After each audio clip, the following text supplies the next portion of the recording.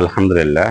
যে বিষয়টা নিয়ে আলোচনা করেছিলাম, আমাকে কয়েকটা প্রাইভেট ইউনিভার্সিটির শিক্ষক এবং দেশের বাইরে যারা বসবাস করেন, পড়াশোনা করে এসেছেন, তারা এই প্রশ্নটা করেছেন এবং যে সকল শিক্ষার্থীরা বিদেশে উচ্চশিক্ষার জন্য গমন করে তারাও কিছু বিষয় প্রশ্ন করেছিল এবং জানতে চেয়েছিল এবং সমূহ সমাধান কি ঢাকা বিশ্ববিদ্যালয় সম্পর্কে।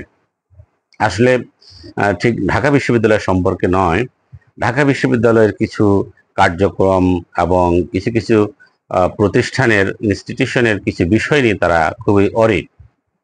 আমি নিজেও বিশ্ববিদ্যালয়ের একজন শিক্ষক হিসাবে যে সকল সমস্যাগুলো সবসময় দেখি এবং সমস্যা মোকাবেলা করি, সেগুলো অত্যন্ত জটিল। বিশেষ করে আমি শিক্ষকদের বিষয়টাই আগে বলি। শিক্ষকরা যখন পরীক্ষার সংক্রান্ত যে সকল কার্যক্রমের সাথে সম্পৃক্ত রয়েছেন, পরীক্ষা নেওয়া, প্রশ্ন করা, খাতা মূল্যায়ন করা, ভাইবা নেওয়া ইত্যাদি আরো অনেকগুলো পরীক্ষা সংক্রান্ত কার্যক্রম আছে। এই সকল কার্যক্রমের জন্য একটা রিমুনারেশনের ব্যবস্থা আছে। এই রিমুনারেশনটা পাওয়া এবং এটিকে বিল করা, জমা দেওয়া, এটা একটা সময় সাপেক্ষ ব্যাপার, অত্যন্ত জটিল প্রক্রিয়া। কে কখন বিল জমা দিয়েছে, কখন পাবে, কি পাবে না, কোন দিন পাবে, সেটা একটা অনেক সময় লাগে। কখনো 2, 3, 4, 5, 6 মাসও লেগে যায়। তো অনেক সময় বিশ্ববিদ্যালয় কর্তৃপক্ষ ঘোষণা করে যে এই বিল দেওয়া হবে না, এই তারিখের পর আর বিল দেওয়া হবে না। যে সমস্যাটা আমি নিজেও ফেস করেছি, যে এটা ডিক্লেয়ার করলো যে আগামী 3 মাসের মধ্যে বিগত 1 বছরের বিল জমা না দিলে আর পাওয়া যাবে না। যাই হোক, এটি একটি বড় সমস্যা। বেতন ভাতা যেভাবে প্রদান করা হয়, যে মাস শেষ হওয়ার পরে নির্দিষ্ট সময়ে বেতন ভাতা অটোমেটিক্যালি সংশ্লিষ্ট ব্যক্তির অ্যাকাউন্টে চলে যায়, তাহলে সেটা কেন পরীক্ষার ক্ষেত্রে সম্ভব হবে না?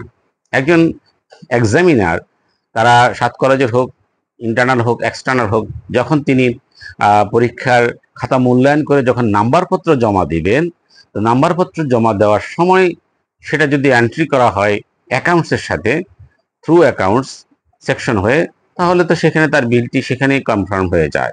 আবার যিনি পরীক্ষার হলে ডিউটি করবেন বা পরীক্ষা সংক্রান্ত বিভিন্ন কার্যের সাথে সম্পৃক্ত থাকবেন, ইনস্ট্যান্ট একটা ডকুমেন্টস আপলোড করা থাকবে এবং ওয়েবসাইটে এমন একটা সেকশন থাকবে যে পরীক্ষা কমিটির সভাপতি বা সংশ্লিষ্ট দায়িত্বপ্রাপ্ত ব্যক্তিবর্গ সেটি সেখানে এন্ট্রি দিয়ে দিবেন এবং ডকুমেন্ট সহ এন্ট্রি দিবেন। এবং যেহেতু আমরা জানি যে এই সকল কার্যক্রমগুলো আগে থেকেই সুনির্দিষ্ট করা হয়ে থাকে, যে কে কোন ডিউটি করবেন, কে কোন দায়িত্ব পালন করবেন, কে এক্সটার্নাল হবেন, কে ইন্টারনাল হবেন, কে কতটি খাতা দেখবেন, কে কি, এগুলো আগে থেকে নির্ধারিত থাকে।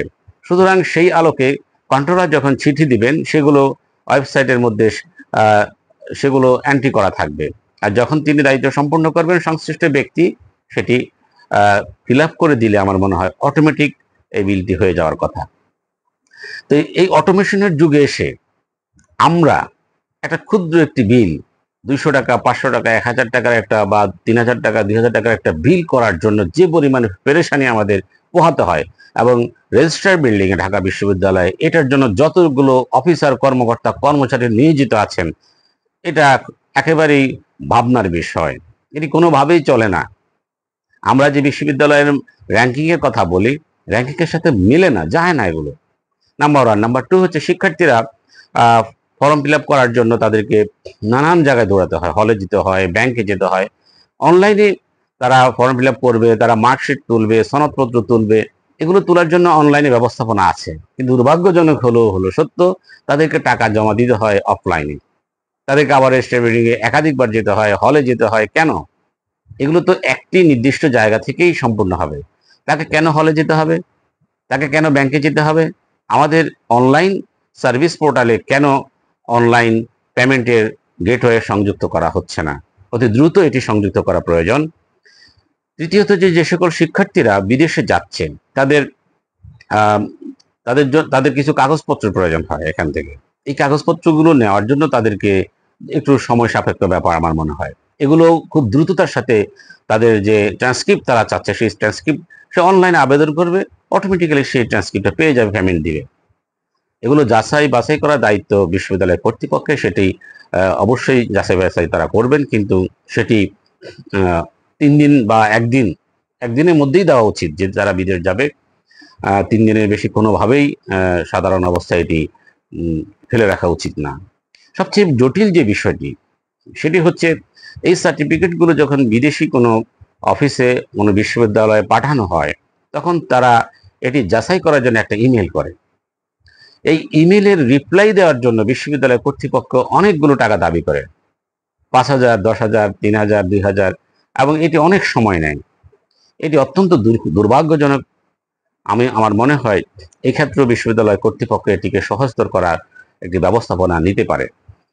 শুধু এই পেমেন্ট গেটওয়ে শুধু এখানে নয়, বিশ্ববিদ্যালয় ভর্তি সহ যত ধরনের কার্যক্রম আছে শিক্ষার্থী এবং শিক্ষকদের সাথে, এই পেমেন্ট সিস্টেম দেওয়া এবং নেওয়া, অর্থ বিশ্ববিদ্যালয় যে ফিগুলো আদায় করে এবং যে পেমেন্টগুলো দেয়, সবগুলো ক্ষেত্রে একটা অটোমেশন সিস্টেমকে বাস্তবায়ন করা দরকার।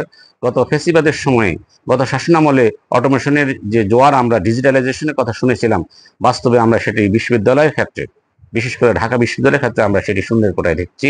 সুতরাং বর্তমানে প্রশাসন এবং যারা এরপরে দায়িত্ব পালন করবেন, যাদের পক্ষে সম্ভব হয় অতি দ্রুত সম্ভব এটি বাস্তবায়ন করা জরুরি। ঢাকা বিশ্ববিদ্যালয়ে একটি আইআইটি ডিপার্টমেন্ট রয়েছে, ইনস্টিটিউট অফ ইনফরমেশন টেকনোলজি রয়েছেন, ঢাকা বিশ্ববিদ্যালয়ে কম্পিউটার সায়েন্স ডিপার্টমেন্ট রয়েছেন। এই সকল ডিপার্টমেন্টের কাজ কি? এরা কি ইনোভেশন করছেন?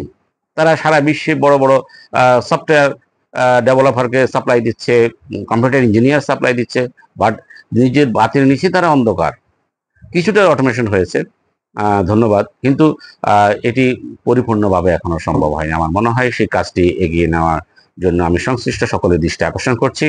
যারা এই ভিডিও দেখবেন এবং বিশ্ববিদ্যালয় প্রশাসনের সাথে যারা সম্পৃক্ত আছেন, তাদেরকে আমি অনুরোধ করব এবং সচেতনতা সৃষ্টির জন্য মূলত আমি আমার বক্তব্যটি উপস্থাপন করেছি। আপনাদের সকলকে ধৈর্য ধরে শোনার জন্য ধন্যবাদ। আসসালামু আলাইকুম ওয়া রাহমাতুল্লাহ।